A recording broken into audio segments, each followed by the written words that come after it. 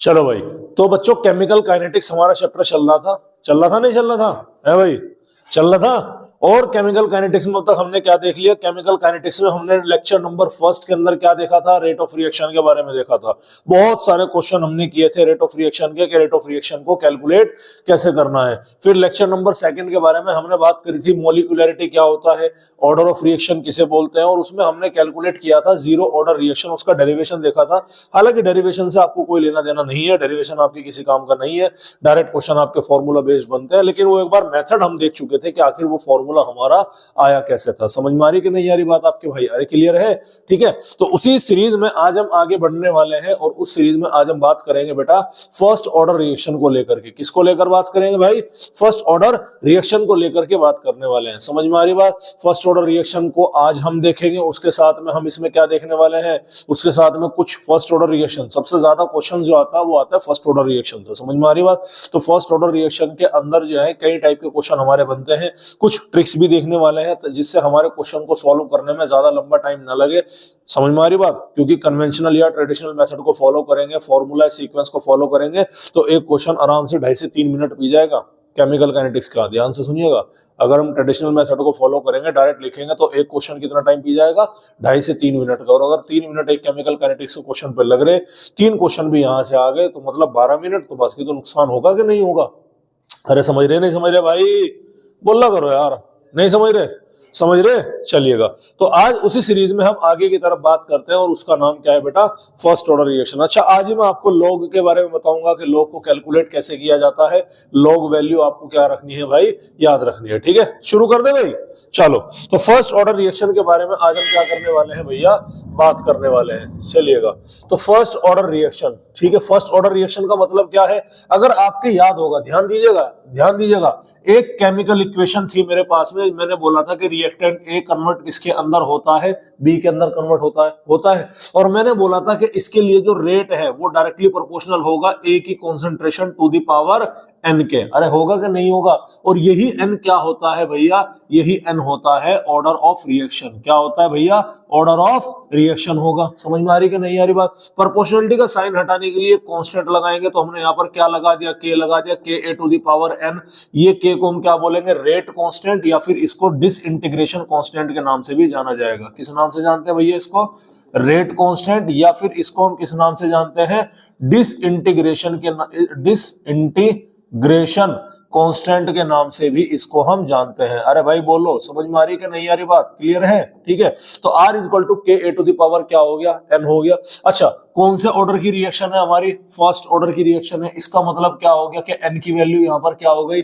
1 के बराबर। अरे हाँ या ना? तो अगर मैं n की वैल्यू यहाँ पर पुट करता हूं, तो R इज इक्वल टू के ए टू द पावर 1 आएगा कि नहीं आएगा? इज इक्वल टू क्या बनेगा ये?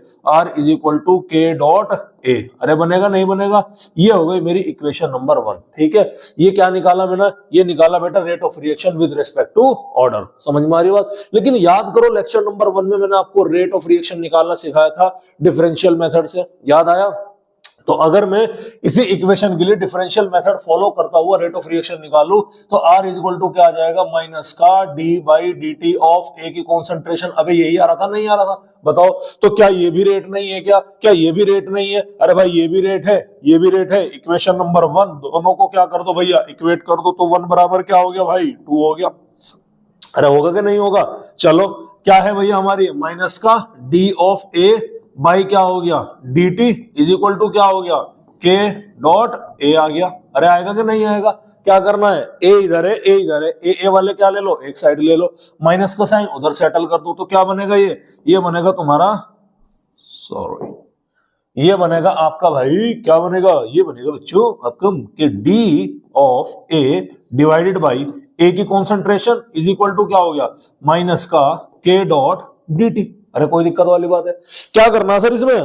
कुछ नहीं करना, इंटीग्रेशन दे दो। क्यों दे दो? अरे भाई डिफरेंशिएशन है ना, डिफरेंशिएशन को कट करने के लिए क्या यूज करेंगे? इंटीग्रेशन। तो बच्चों हमने क्या किया? हमने यहां पर दे दिया इंटीग्रेशन। और इंटीग्रेशन में क्या देनी पड़ती है भैया? होट हो क्या रहा है भैया? Your app will be disable in 2 days। अबे चल, तू 2 दिन में बंद कर दे, बता हमारा क्या बिगाड़ेगा? हम दूसरा ले आएंगे। ओ सीरियस हो गया तो भाई, कट क्यों नहीं हो रहा भाई? हो जाए यार, क्या हमको माउस का प्रयोग करना पड़ेगा? कहाँ है भाई? है?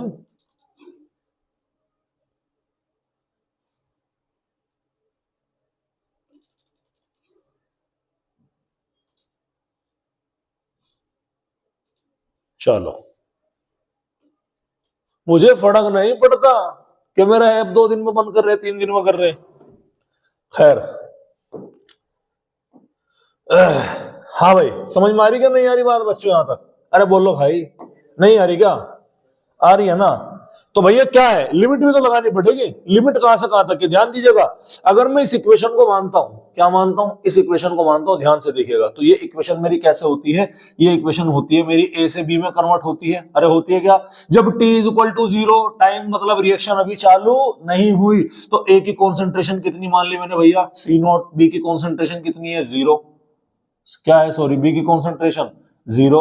अरे भाई मुझे एक बात बताओ, जब रिएक्शन तुम चाय बना रहे, तुमने दूध डाल दिया, चीनी डाल दी, चाय की पत्ती डाल दी, गैस ऑन नहीं करा, तो क्या चाय बनाने का प्रोसेस मतलब अभी शुरू हुआ? नहीं हुआ। चाय बनेगी नहीं, कितनी चाय मिलेगी? 0। लेकिन जैसे जैसे टाइम बीतता जाएगा ना कुछ चाय तो बननी स्टार्ट हो जाएगी ना। तो आफ्टर टाइम टी फिर बदतमीजी बदतमीजी कर रहा है तो मुझसे आज।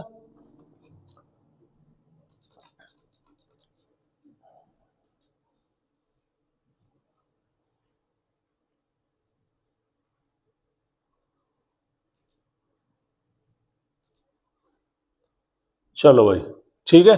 तो टी आफ्टर टाइम क्या हो जाएगा? कुछ टाइम के बाद में, तो सी नोट यानी ए की जो कॉन्सेंट्रेशन है वो घटेगी। घट करके मान लो कितनी हो गई? सीटी हो गई। अरे हो गई कि नहीं होगी? सीटी को मान लो मैंने क्या मान लिया कि सी नोट में से कितना कम हुआ? एक्स कम हुआ। तो बी कितना बनेगा? ये एक्स ही तो बनेगा। बनेगा नहीं बनेगा? बस अब लिमिट यही तो लगानी। टाइम की लिमिट कहां से कहां तक है? 0 से टी तक। और ए की कॉन्सेंट्रेशन कहां से कहां चेंज हो रही? सी नोट से सी टी तक चेंज हो रही, तो वही लिमिट यहां लगा दो। तो इनिशियल कॉन्सेंट्रेशन क्या हो गई? सी नोट। फाइनल क्या हो गई? C T. टाइम यहां क्या हो गया? 0। और ये फाइनल क्या हो गया आपका? टी आ गया। कोई दिक्कत वाली बात है? इसे लाइन को ऐसे यहां पर ड्रॉ करके इससे आगे की इक्वेशन में यहां पर सोल्व कर दे रहा हूं। अब ध्यान दीजिएगा, क्लियर है? अब देखो, अब कैसे सोल्व करें? क्या करें क्या करें क्या करें क्या करें? अरे बाबा, ये तो डी ए अपॉन ए आ गया। याद करो, फिजिक्स में सर ने आपको बताया था कि अगर आपका किसी का भी कोई भी डिफरेंशिएशन डी ए अपॉन ए है, इस तरह की कोई चीज आ रही है, या फिर सर ने बताया होगा कि डी एक्स बाई एक्स का जो इंटीग्रेशन होगा वो किसके बराबर होगा? ln ऑफ एक्स के बराबर होगा, नेचुरल लॉग ऑफ एक्स के बराबर होगा। अबे याद कर लो ये चीजें, समझ में आ रही बात? कुछ चीजें रटनी पड़ेंगी गधों। तो क्या है भैया? एक्स का इंटीग्रेशन खुद के रेस्पेक्ट में, क्या है भैया? एक्स का इंटीग्रेशन है खुद के रेस्पेक्ट में, तो किसके बराबर हो? चलो भाई, तो यहां तक हमने देख लिया था। अरे ठीक है, तो याद करो, ध्यान रखना है, फिजिक्स में सर ने आपको बताया होगा कि जब भी किसी चीज का उसके खुद के ही रेस्पेक्टिव क्या कर रहे हैं हम भैया? इंटीग्रेशन ले रहे होते हैं, और अगर वो चीज डिफरेंशिएशन में है तो उसका वैल्यू क्या आएगी? ln ऑफ एक्स के बराबर आएगी। यहाँ पर एक्स की जगह पर क्या है? ए। तो अगर मैं इसका नेचुरल लॉग निकालता हूं, मतलब इसका वैल्यू निकालता हूं, तो ये किसके बराबर आएगी? ln ऑफ ए के बराबर आएगी। आएगी कि नहीं आएगी? वेयर ln क्या होता है? ln होता है नेचुरल लॉग। क्या होता है भाई? नेचुरल लॉग होता है। तो बस सारी कहानी अब इसी के इर्द गिर्द घूमती है।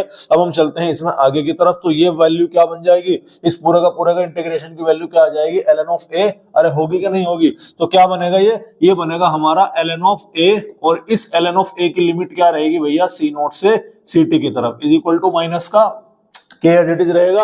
और उसके अलावा क्या था यहाँ पर? हमारा टी था। तो टी की जगह क्या हो जाएगा आपका? dt की जगह क्या हो जाएगा? के।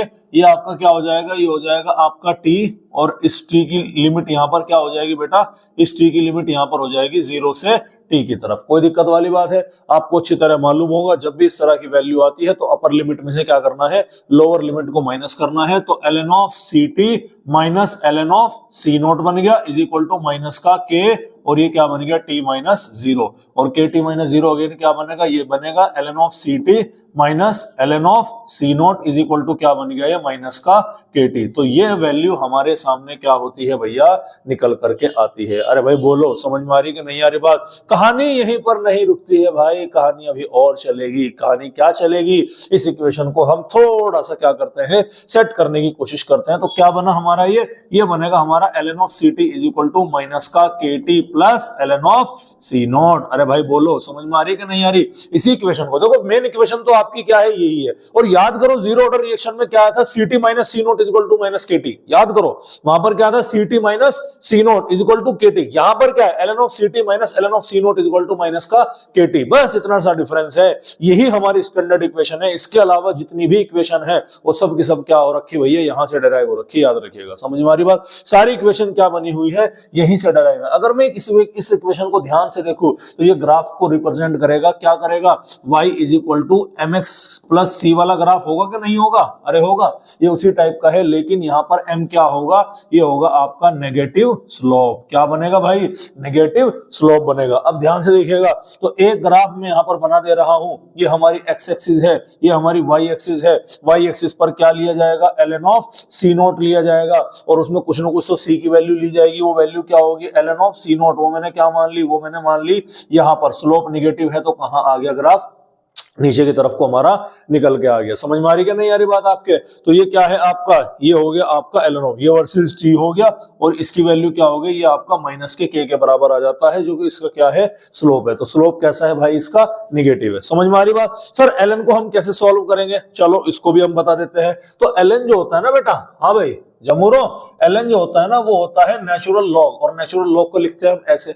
इसकी वैल्यू, क्योंकि हमारे पास जो वैल्यू है वो होती है लॉग बेस 10 में। समझ में आ रही बात, हमारे पास जो वैल्यू है वो किस में होती है, लॉग बेस 10 में वैल्यू निकल के आती है। तो जब हम इसको कन्वर्ट करेंगे तो इसकी जगह पर आता है 2.303, और ये क्या बनेगा, लॉग बेस 10 बनेगा। अबे कोई दिक्कत वाली बात है, कोई दिक्कत वाली बात है। चलो अब क्या होगा, अब इस ln की जगह पर 2.303 लॉग बेस 10 कहां रख दो, इस पूरी की पूरी इक्वेशन में रख दो, यहीं पर रख दो डायरेक्ट अपना, क्या दिक्कत है, यहीं पे रख दो। समझ में आ रही बात। तो कैसे होगा, ध्यान दीजिएगा, ln ऑफ Ct है तो उसकी जगह क्या लिखा जाएगा, 2.303 लॉग बेस 10 में क्या हो गया हमारा, Ct इज इक्वल टू क्या हो गया, माइनस का Kt प्लस का 2.303 लॉग बेस 10 में क्या बन गया भैया, हमारा सी नोट है ना यहाँ पर, तो ये हो गया हमारा सी नोट हो गया। ठीक है सर, कैसे सॉल्व करें, आगे क्या करें, क्या करें, क्या करें, कुछ नहीं करना, पूरी इक्वेशन को डिवाइड कर दो 2.303 से। कर दिया, ये इक्वेशन को क्या करो, 2.303 से डिवाइड कर दिया, इस इक्वेशन को भी क्या करो, 2.303 से डिवाइड कर दिया, इसको भी क्या करो, 2.303 से डिवाइड कर दिया, इससे काटो, इससे ये काटो, अरे कट गया क्या, तो क्या बनेगा हमारे पास में, हमारे पास में बनेगा लॉग बेस 10 में जो हमारी Ct की वैल्यू निकल के आएगी वो निकल के आने वाली है माइनस का Kt अपॉन 2.303, और ये वैल्यू निकल करके आएगी कि लॉग बेस 10, और ये क्या बन गया हमारा सी नोट। समझ में आ रही बात, क्लियर है। यही सेम ग्राफ बन सकता है इस इक्वेशन के लिए, बस फर्क क्या है, यहाँ का स्लोप ln ऑफ Ct है, सॉरी यहाँ का स्लोप माइनस का k है, और इस इक्वेशन से स्लोप क्या निकल के आएगा, माइनस का k बाई 2.303। जहां पर ln ऑफ Ct लिख रहा वहां पर log Ct लिखा जाएगा, जहां पर ln ये आपका t है वो आपका टाइम एज इट इज रहेगा। इसका जो इंटरसेप्ट है ln ऑफ C नोट है, इसका इंटरसेप्ट क्या बनेगा आपके ln ऑफ, अच्छा प्लस का साइन है सॉरी इसके बीच में माय मिस्टेक, इसको बन गया log बेस 10 में C नोट वैल्यू। अरे भाई बोलो समझ में आ रही कि नहीं आ रही बात। तो ये इक्वेशन हमारी किसको लेकर के है, ये इक्वेशन हमारी log को लेकर के, और log को लेकर अगर आपके क्वेश्चन में क्वेश्चन में आपको दे दिया गया तो भैया आप खुशनसीब हैं, और अगर नहीं है तो log 1 से लेकर के 10 तक की वैल्यू आपको क्या होनी चाहिए, याद होनी चाहिए। समझ में आ रही बात, चलिएगा कैसे है अब देखिएगा भाई, एक काम करते हैं अब इसे थोड़ा सा और वो कर लेते हैं, क्या कर लेते हैं, इसमें k की वैल्यू निकाल लो, क्योंकि बहुत सारे क्वेश्चन फर्स्ट ऑर्डर रिएक्शन है ना, फर्स्ट ऑर्डर रिएक्शन के बहुत सारे क्वेश्चन आएंगे रेट कांस्टेंट को कैलकुलेट करने के लिए, तो मैं यहां से k की वैल्यू कैलकुलेट करूंगा। अब देखो मैं आपको डायरेक्ट बता रहा, ये log Ct है, इसे इधर ले आऊंगा क्या बन जाएगा, log C नोट, यानी कि इस फॉर्म में लेके आ जाऊंगा ना वैसे, समझ में आ रही बात। तो ये क्या बनेगा, log Ct minus log C note, तो log A माइनस B क्या हो जाएगा, log A upon B, basic सा फंडा है, अरे होगा कि नहीं होगा। तो मैं डायरेक्ट वैल्यू निकाल लो, जब आप k की वैल्यू निकाल लोगे तो k की वैल्यू यहाँ पर निकल के हमारी क्या बनेगी, आगे ध्यान से देखिएगा, k की वैल्यू हमारी निकल कर यहाँ पर क्या बनने वाली है, वो बनेगी हमारी के ये 2.303 इधर क्या है, डिवाइड में है, उधर पहुंच के किस में हो जाएगा, मल्टीप्लाई में, तो 2.303 ये t कहाँ है, इधर मल्टीप्लाई में है, इधर आके क्या हो जाएगा, डिवाइड में। ये वैल्यू जब इधर आएगी और माइनस का साइन को मैं इक्वेट करूंगा तो वैल्यू हमारी क्या बनने वाली है, वो वैल्यू हमारे बनने वाली है भैया log C naught upon Ct। dt। ये इक्वेशन आपको क्या रखनी है भैया, याद रखनी है, ठीक है। तो ये इक्वेशन क्या है, ये इक्वेशन हमारी वो तब की इक्वेशन है कि जब हम यहां पर रेट कांस्टेंट निकाल रहे हैं। तो k की वैल्यू क्या है, ये क्या हो गया हमारा रेट कांस्टेंट या फिर disintegration constant for first order reaction. अरे भाई बोलो, समझ में आ रही है कि नहीं आ रही बात। तो ये वैल्यू आपको क्या रखनी है भाई, ये वैल्यू आपको याद रखनी है। अब कोई दिक्कत वाली बात है क्या, है बकत हो, है आगे समझ में बात। तो ये क्या है, ये आपका डेरिवेशन था। अब सर इतना लंबा डेरिवेशन, अबे किसी ने कहा याद करना, देख लो कैसे निकला, एक बार देखने में क्या आ रहा जा रहा या नहीं, क्या देखना, ये इक्वेशन ध्यान रखनी है, ये वाली ध्यान रखनी है, ये और ये। तुम अगर वो भी ध्यान रख लोगे ना, बाकी का मैकेनिज्म तो भैया ये तो अपना पे। लेकिन एक बात बताओ, अगर मान लो तुम्हें क्वेश्चन में मतलब क्वेश्चन में इस वाली इक्वेशन की जरूरत पड़ी, तब क्या तुम वो लिख के इतना लंबा प्रोसेस करके फिर इस पे जाओगे क्या, नहीं ना। तो अगर 5-4 फॉर्मूले तुम रट लोगे तो क्या दिक्कत है। सर रटे कैसे, अरे भाई कागज पे लिखो, कागज पे लिखो, एक डायरी बनाओ, कई बार बोल चुका हूं, एक डायरी बनाओ, डायरी में लिखो फॉर्मूला, सुबह उठते हुए 5-10 मिनट उस डायरी को रिवाइज करनी है, खत्म कहानी। समझ रहे नहीं समझ रहे। तो ये क्या रखना है आपको, इस चीज का भाई ध्यान रखना है, कोई दिक्कत वाली बात है। तो ये था हमारा, इसको हमने बेटा यहां पर क्या कर लिया, देख लिया, ठीक है। चलते हैं अब आगे की तरफ। अब हम बात करते हैं half life of first order reaction. बड़ा इंटरेस्टिंग है भैया। चलिए कहां गया भाई, आ जाइएगा। सर हाफ लाइफ का अभिप्राय क्या है, इसका मतलब यह है कि हाफ लाइफ वो टाइम पीरियड है, यानी टी की जगह क्या रखूंगा मैं, टी हाफ। समझ में आ रही बात। हाफ लाइफ क्या है, ये वो टाइम पीरियड है जिसमें concentration after time T will become the equal to half of the initial concentration. समझ में आ रही बात। हाफ लाइफ वो टाइम पीरियड है जिसमें किसी भी सब्सटेंस की जो फाइनल कॉन्सेंट्रेशन है वो इनिशियल के बिल्कुल क्या हो जाती है, आधी हो जाती है। तो आप ध्यान दीजिएगा, आप ध्यान दो भाई। पीछे इक्वेशन आपकी ये वाली बनी थी ना, तो इसको हम यहां पर क्या करेंगे, रिजोल्व करेंगे। देखो सिंस हम जानते हैं कि मेरी इक्वेशन बनी थी ln ऑफ ct माइनस क्या बना था, ln of c naught is equal to minus का kt। अबे बनी थी क्या इक्वेशन। देखो आप किसी भी इक्वेशन में वैल्यू रखोगे सबका आंसर सेम निकल जाएगा, लेकिन मैं कर रहा हूं ना, तो ध्यान दीजिएगा। ln of ct minus ln of c naught is equal to क्या हो गया, माइनस का kt।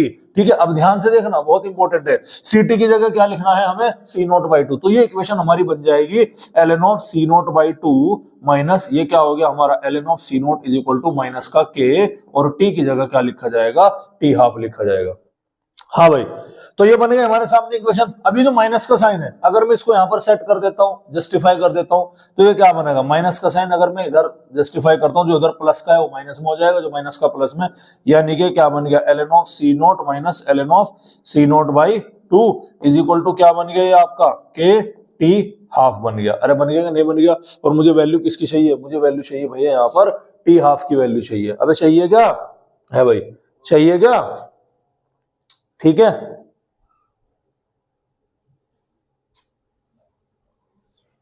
ठीक है, चलो कोई दिक्कत वाली बात यहां तक, चलिएगा। अब ये कौन सी एंटिटी है, ये है log a माइनस बी वाली। log a माइनस बी, हम जानते हैं कि log जो हमारा होता है a माइनस बी को हम लिख सकते हैं log a upon log b।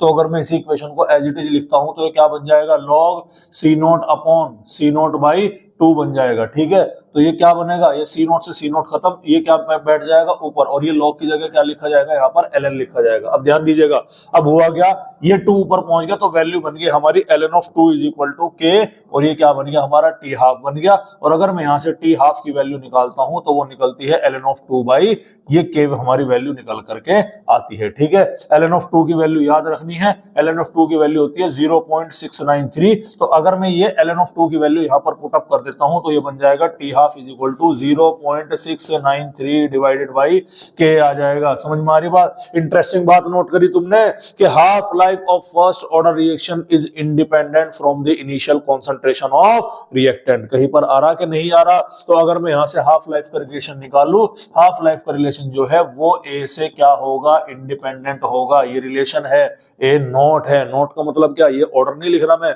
इसका मतलब ये है कि हाफ लाइफ जो है वो इनिशियल कॉन्सेंट्रेशन से इंडिपेंडेंट होती है। किसके भैया, रिएक्टेंट के। समझ में आ रही बात। इसे आप ऐसे लिख सकते हैं कि T half is directly proportional to C naught की पावर 0, इसे ऐसे भी लिखा जा सकता है। ठीक है, तो ये आपका क्या निकल के आ गया भाई, ये तुम्हारा हाफ लाइफ निकल के आ जाता है। समझ में आ रही बात आपको, क्लियर है? अरे कोई दिक्कत वाली बात है? आप चाहें तो दूसरे तरह के फॉर्मूले में क्या करके वैल्यू रख के ये यहां पर सॉल्व कर सकते हैं, कोई दिक्कत वाली बात। चलिए एग्जांपल फर्स्ट ऑर्डर रिएक्शन के, भैया जितनी भी तुम्हारी रेडियो एक्टिव रिएक्शन है, याद करो जितनी भी तुम्हारी फोटोकेमिकल रिएक्शन थी वे सब की सब क्या थी आपके, वे सब की सब थी जीरो ऑर्डर रिएक्शन। अब जितनी भी तुम्हारी रेडियो एक्टिव रिएक्शन है वे सब के सब क्या है भैया आपके, वो है आपके फर्स्ट ऑर्डर रिएक्शन है। तो आपके क्या हो गया भैया, रेडियो एक्टिव रिएक्शन हो गई हमारी, ये फर्स्ट ऑर्डर रिएक्शन है। हाइड्रोलिसिस कर रहे हैं ईस्टर का, हाइड्रोलिसिस कर रहे हैं सुक्रोज का, हाइड्रोलिसिस कर रहे हैं बेंजीन डाइएजोनियम क्लोराइड का, ये सब का सब क्या है, ये सब का सब आपका फर्स्ट ऑर्डर का रिएक्शन है। डिकम्पोजिशन कर रहे हैं हाइड्रोजन पेरोक्साइड का, N2O5 का, अमोनियम नाइट्रेट का, ये भी क्या होता है आपका, ये भी फर्स्ट ऑर्डर की रिएक्शन के अंदर आता है निकल के। नहीं आ रही समझ में बात? अरे बोलो भाई, आ रही है ना, कोई दिक्कत वाली बात है? तो ये थे हमारे क्या भैया, ये थे हमारे एग्जांपल किस चीज को लेके, फर्स्ट ऑर्डर रिएक्शन को लेके। अब ध्यान सुनिएगा, हम जानते हैं कि फर्स्ट ऑर्डर रिएक्शन जो है, देखो फर्स्ट ऑर्डर रिएक्शन जो होगी हमारी, एक पॉइंट आपने याद रखना है, वो क्या है, वो है कि वो इनफाइनाइट टाइम में कंप्लीट होगी। कब कंप्लीट होगी वो, इनफाइनाइट। इनफाइनाइट टाइम का मतलब है कि वो लगातार क्या रहेगी भैया, लगातार चलती ही रहने वाली है। ये चीज आपको क्या रखनी है भैया, याद रखनी है। तो एक और इक्वेशन यहां पर निकल के आई है, हालांकि इसका यूज बहुत बहुत बहुत कम होता है एग्जाम में, इस इक्वेशन के ऊपर क्वेश्चन आए हुए भी बहुत कम है। तो इन्होंने क्या निकाला है, इनिशियल कॉन्सेंट्रेशन और जो आपकी फाइनल कॉन्सेंट्रेशन है। समझ में आ रही बात? यानी कि कॉन्सेंट्रेशन आफ्टर टाइम टी, कुछ समय के बाद में जब आप निकाल रहे हैं तो उसके बीच में एक यहां पर हमने क्या निकाला है भैया, एक रेशियो निकाला है, एक रिलेशन निकाला है। तो वो रिलेशन क्या बनता है, बनता है C T is equal to C naught half to the power क्या हो गया भैया, एन हो गया। समझ में आ रही बात? और ये फॉर्मूला हमेशा यूज नहीं होगा, ये अक्सर हम तब यूज करेंगे जब हमें हाफ लाइफ दी गई होगी। क्या दी रखी होगी, हाफ लाइफ दे रखी होगी, और टोटल लाइफ के बारे में क्या करेंगे, बात करेंगे। कहेंगे कि इसकी हाफ लाइफ इतनी है तो टोटल लाइफ बताओ कितनी होगी। समझ में आ रही बात, क्लियर है? तो ये चीज हम कब निकालने वाले हैं भैया,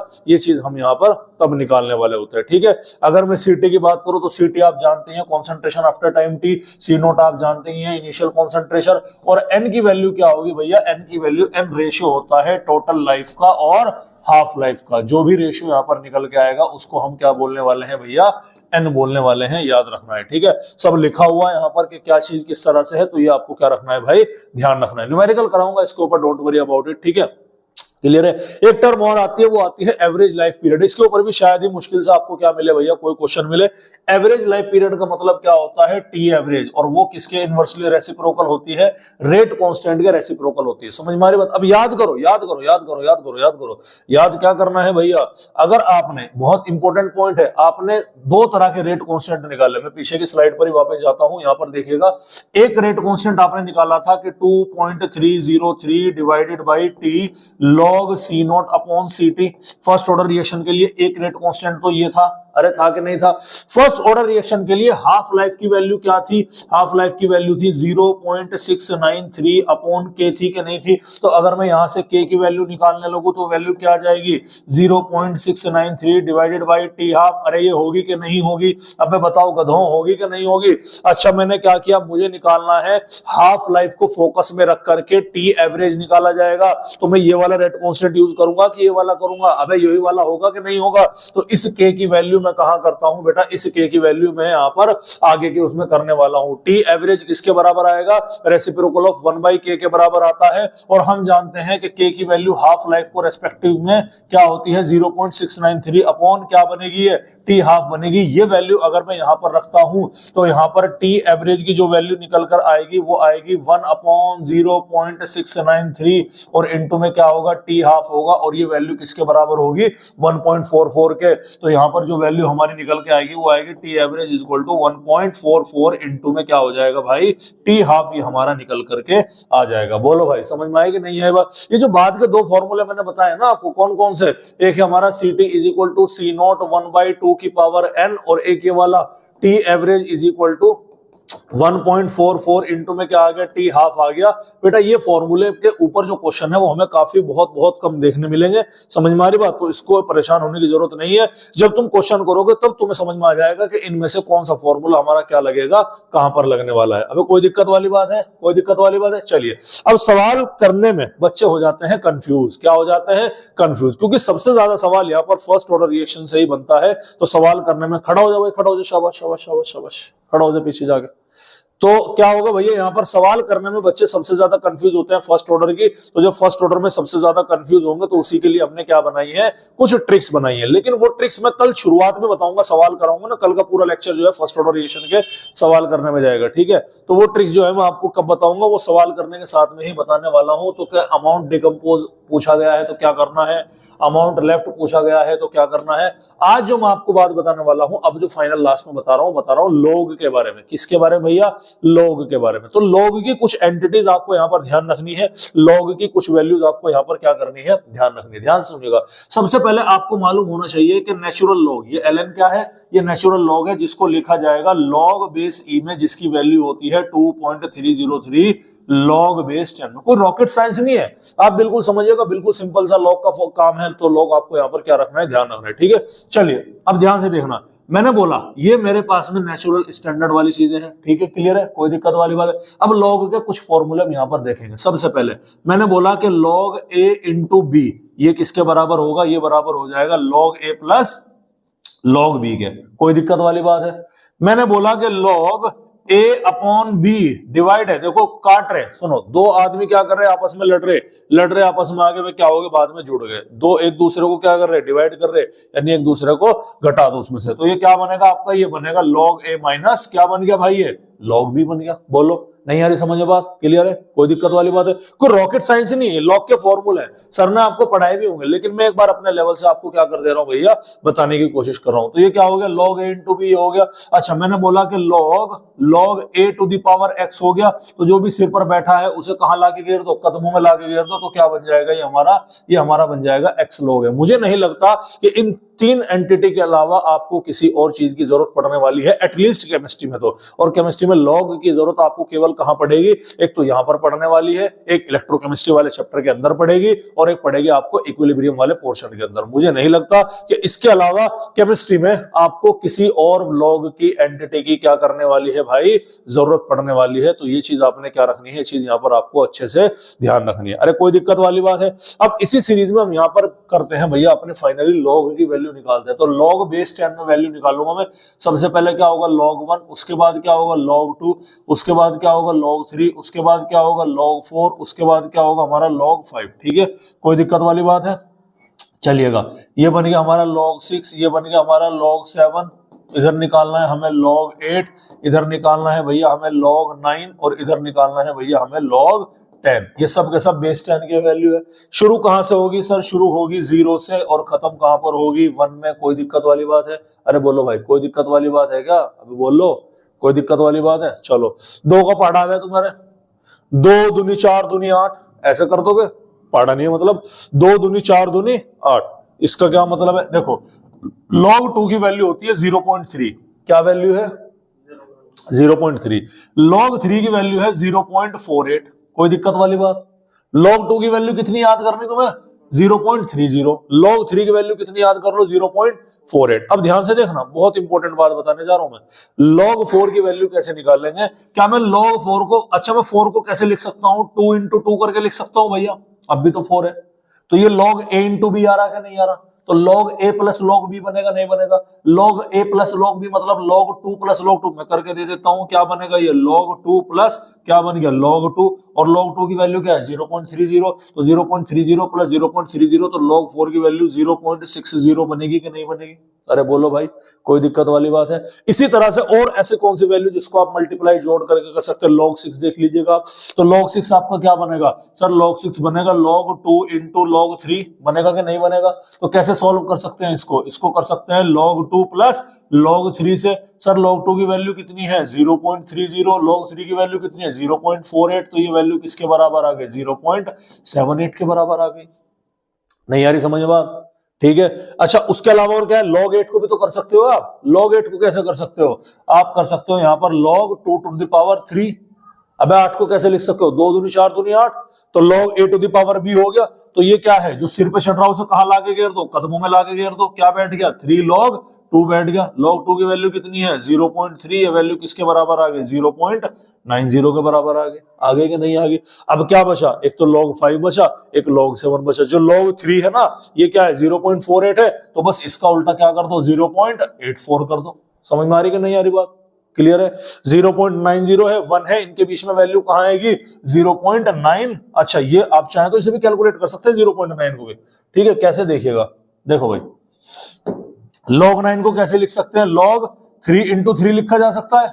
अबे लिखते हैं log 3 into 3 का मतलब log 3 प्लस log 3। log 3 की वैल्यू कितनी है भैया 0.48। अबे है क्या 0.48 प्लस क्या बैठ गया 0.48 इज इक्वल टू 8 8 16, तो 0. क्या बन गया 96 बन गया। क्वेश्चन को सॉल्व करने के लिए 96 या इक्वल लगभग क्या ले लेते हैं हम 0.95 भी हम यहाँ पर कंसिडर कर लेते हैं। अब बचा गया, देखो बाकी तो सब निकाल ली ना तुमने भाई, तुम्हें log 2 की याद करनी, log 3 की याद करनी, log 7 की तुमने क्या कर ली ट्रिक से याद कर ली, log 4 की 0.60 है, log 6 की 0.78 है, तो log 5 की इन दोनों का कहीं बीच में आएगी, और वो वैल्यू क्या बनेगी हमारी, वो बनेगी हमारी 0.70। तो इस तरह से आपको क्या रखना है भैया, ये पूरी की पूरी log टेबल का ध्यान रखना है। बोलो भाई समझ में आ रही कि नहीं आ रही बात। फर्स्ट ऑर्डर रिएक्शन से सबसे ज्यादा क्वेश्चन पूछे जाते हैं, इसीलिए मैं आपको बता रहा हूं बेटा।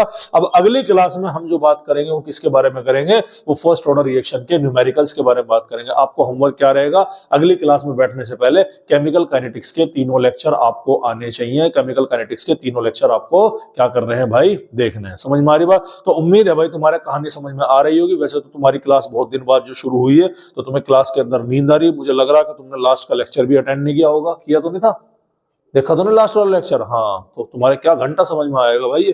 ठीक है, जिसने देखा होगा उसकी समझ में आया होगा, जिसने नहीं देखा उसकी क्या घंटा समझ में आने वाला है। समझ में आ रही बात। तो इसे आज काम को कंप्लीट करो, ये लेक्चर आएगा इसे भी देखो, लास्ट वाले को भी देखो, और देख करके अपने नोट्स वगैरह कंप्लीट करो और समझो, क्योंकि अब आगे का खेल यहीं से शुरू होने वाला है।